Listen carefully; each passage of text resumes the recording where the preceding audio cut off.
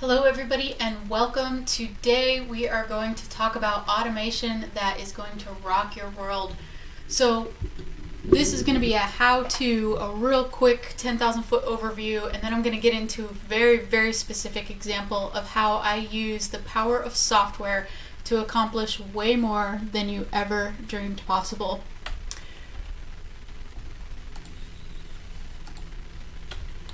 So who am I? My name is Michelle Thompson, and I am a technology geek who loves cooking, cats, coffee, Forex, business, numbers, and sports. So basically that means I'm a really big nerd, which is okay. I am way okay with that. So what experience do I have, right? Why should you listen to me? Well, I have my bachelor's in psychology, I have an MBA in finance, I have an MBA in entrepreneurship. I've been adjunct faculty for a very large university teaching both business and economic courses. I was a project controls engineer for a large multi-billion-dollar construction company and project. I've been automating, outsourcing, managing, and training for approximately 15 years. I've owned multiple small companies and successfully retained a virtual employment staff environment utilizing both software and automation throughout that process. And I'm going to show you the marriage of the two, virtual employment with automation and the super powerful two-punch that you get when you combine both. So what changed in my life? Why am I no longer a professor? Why am I no longer an engineer? Well, on September 26th, I was at work and all of a sudden I couldn't see. And we found out about a month later that a blood clot had actually gone to my brainstem and had cut off oxygen for several minutes. So in layman's terms, I had a stroke. The next day, I actually went back to work because we didn't know at that point in time that's what it was, and I couldn't remember how to do my job. It was literally like somebody had taken a eraser and just literally erased everything that, was a good part of the math side and the vocabulary side. It was all gone. I went to work and sat in front of my computer and just nothing was there. So we went back to the hospital, and that's when we discovered that I had a bunch of brain damage. Life as I knew it was gone forever. I was never going to be able to be a professor again, and I wasn't going to be able to be a project controls engineer. My doctor said it'd never come back, but I had to at least try. I was only 36 years old when this happened, and they explained it to me after a lot of testing like this. Your brain damage, not only did you lose the ability to do math and a majority of your vocabulary, but you've also lost the ability to process what's important. And they said, think of it this way. If your brain is a traffic grid, so think of Boston, right? And all those lights are New York City, right? There's red lights, there's green lights, and there's yellow lights. And that creates some sense of normalcy, and so things aren't constantly running into each other and there aren't accidents. Well, the part of my brainstem that was damaged was the part that controls the lights, if you will, per se. And so my traffic grid in my brain is literally all green lights now, and so things run into each other all the time. And any little thing that distracts me, I completely forget what I was doing, and I have to go back to the very beginning. So because of that, life had to become very simple. I had to set up processes for literally everything I do. I have a Google Assistant that reminds me in every room in the house at certain times, to remember to drink water, to remember to feed the dog, to remember to take my medicine, to remember to turn off the stove, or very simple things. So I had to automate literally everything in my life. And because of this, I had to figure out how to automate and to outsource well. I had a business that I had all this knowledge inside of my brain, and if I didn't figure out a way to transfer it on, it was just going to become wasted, and I didn't want to do that. So throughout all of this, several years later, I have learned the power of automation, and not just automation in my personal life, but also automation in business. And so I want to share that with you. I want to share my experiences of what worked and what didn't work, and try to make your life easier, because it can be. We just need to work smarter, not harder. So through this, I'm going to give you a 10,000 foot overview of a couple super powerful tools, and I could have picked 100 tools. There's so many tools out there, but this is only 20 minutes, so I have to really give you a very specific example. So I'm going to show you exactly how I automate something that used to take me about 10 hours a week.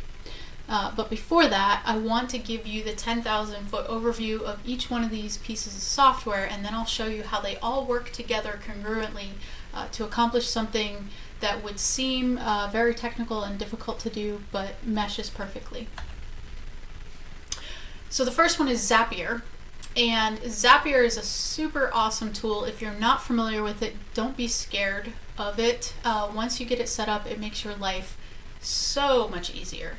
And if you can think of it, if you can think of, gee, I really wish I could automate this, chances are Zapier can do it.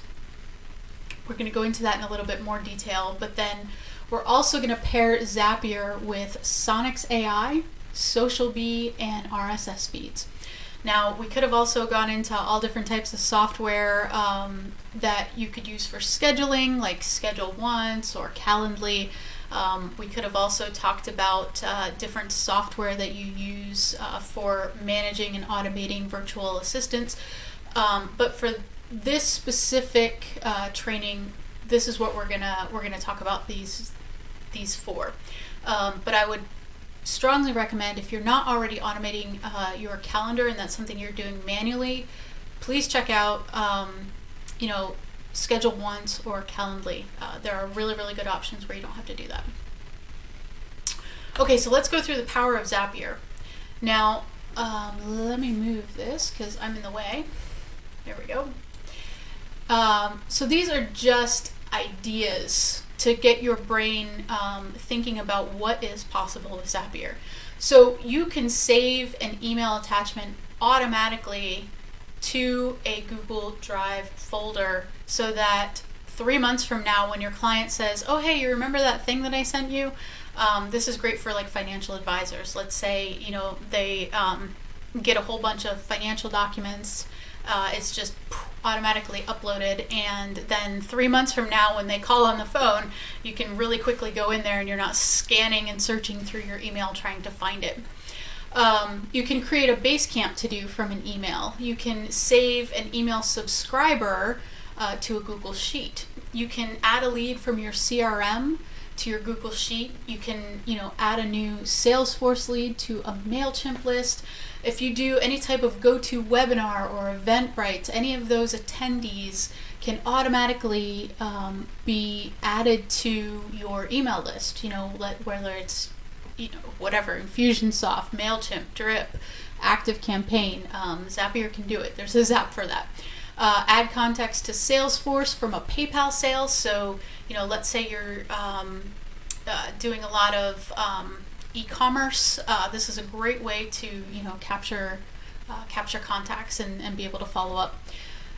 Create a Basecamp project from FreshBooks Invoice. Automatically create a new Basecamp calendar event from a Google Calendar. That way you're, if you have a personal calendar and a work calendar, they're not bumping into each other. Your team knows exactly when you're available, when you're not available. If you have a team and you're not using any type of software like Trello or Basecamp, or if you're a little bit larger, Asana, I would strongly recommend you take a look at those. But we're not going to go into that today. You can save a Gmail attachment from a Google Drive. You can post an RSS feed to Facebook page.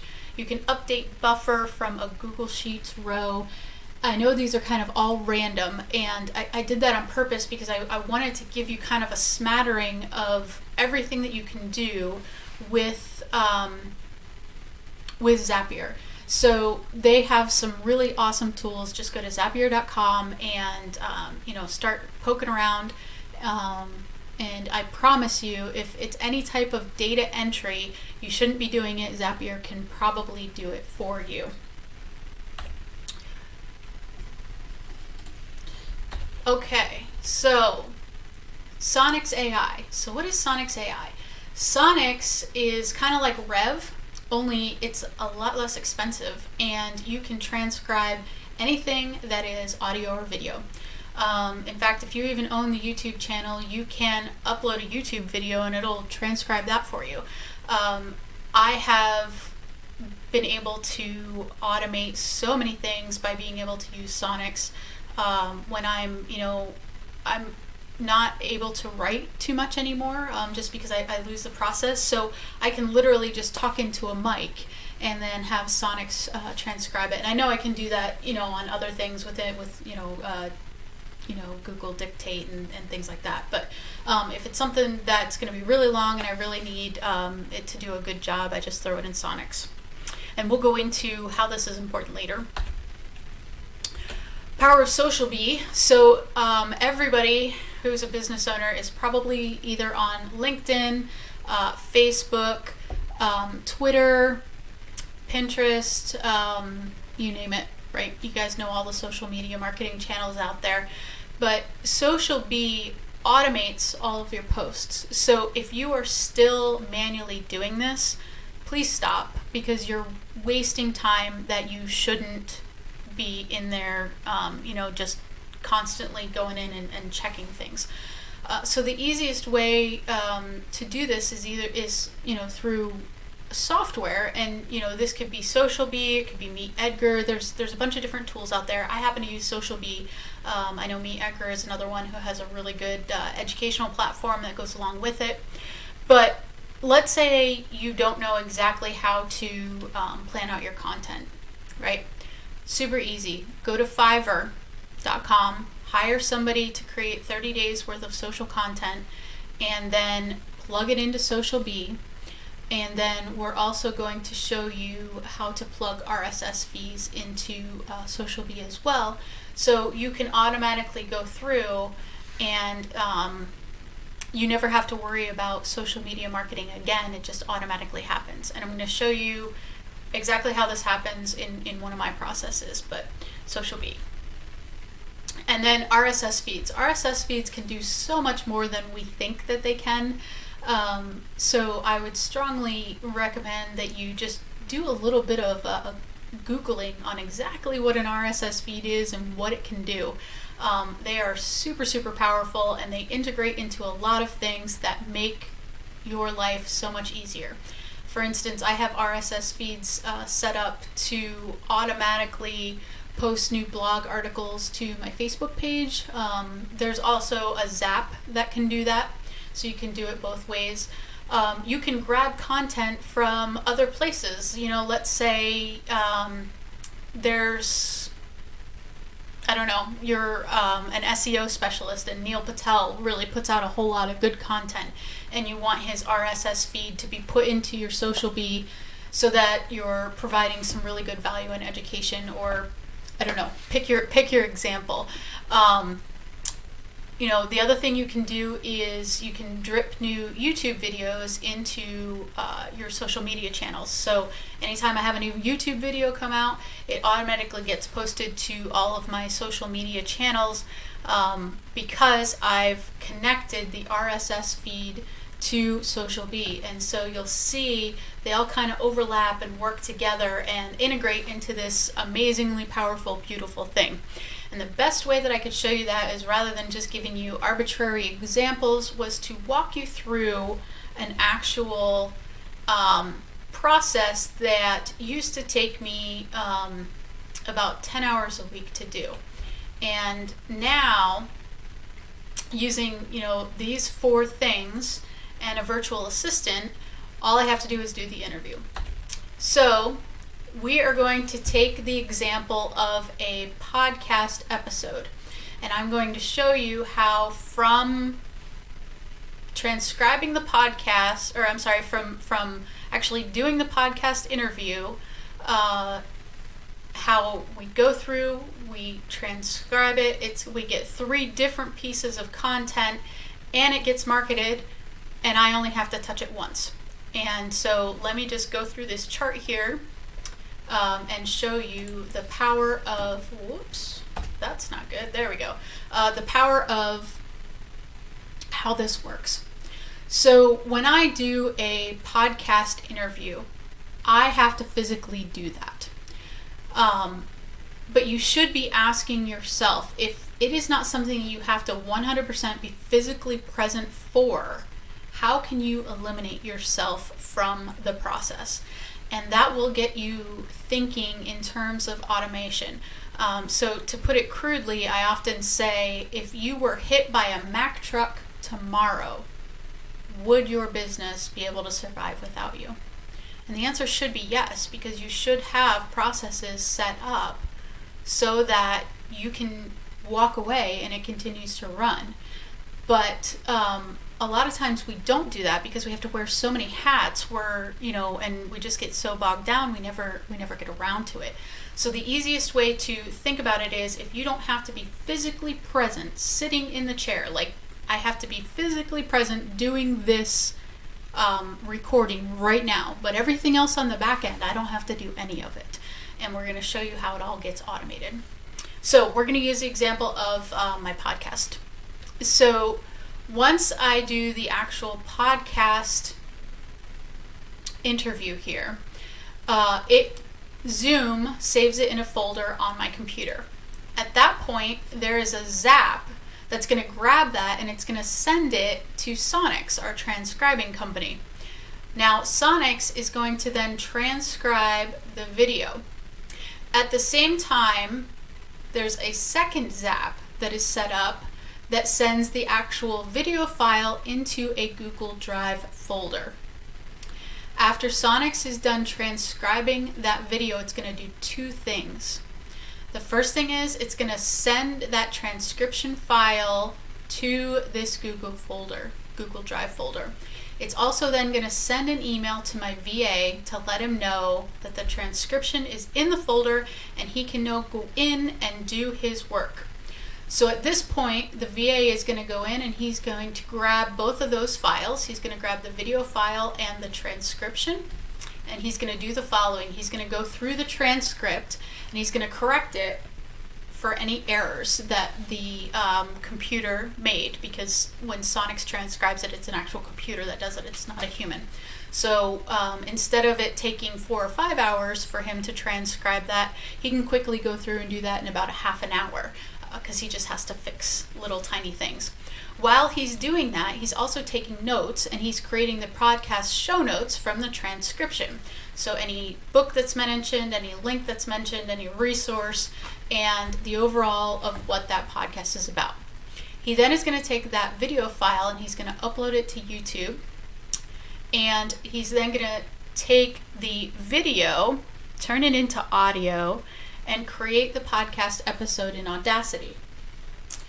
Then it gets uploaded into Libsyn, where he puts the show notes that he already created from transcribing it, and he's going to then schedule the next calendar date of when it's supposed to drop. He also has inside of that Google Drive folder the